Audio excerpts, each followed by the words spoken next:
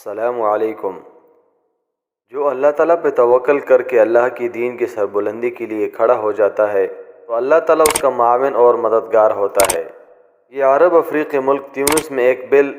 Assembly میں پیش ہونا تھا جس میں اللہ تعالیٰ اور مقدسات دین کی توہین کو آزادی اظہار رائے سے تعبیر کرنا تھا، مگر وہاں دینی حمیت سے لبریز ایک مرد مجاہد جس کا نام ابراہیم القصاص تھا وہ کھڑا ہوا اور پورے پارلیمنٹ میں چیخنے لگا اور کہا، اگر یہ بل پیش کرنا ہے تو پہلے مجھے ذبح کر دو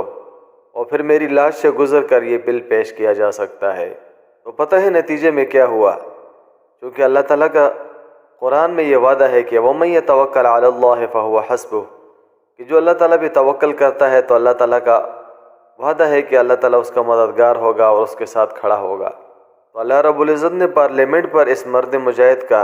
ایسا رعب طاری کیا کہ وہ بل پیش ہونے سے ہی منسوخ ہو گیا، مگر اس مرد مجاہد کی دینی حمیت کے لیے گرجنا یہ قابل دید تھا۔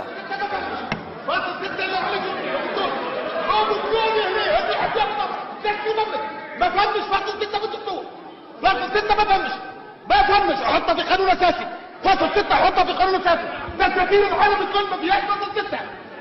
اللي عاوزه ولا عاوزاش السياسي هذا اوروبا هنا ما تهمش فاصل 6 ما فهمش هم السعودي ونحن الحكومه ولا اذا بعدها كان عجوزتي والله لا اله الا هو اذا تعداها كان الميت بلاش يلا بقول حتى واحد متكلم ما فهمش فاصل 6 بدكم ما فهمش ما عاوزاش يكلم ما فهمش فاصل 6 لا ما فهمش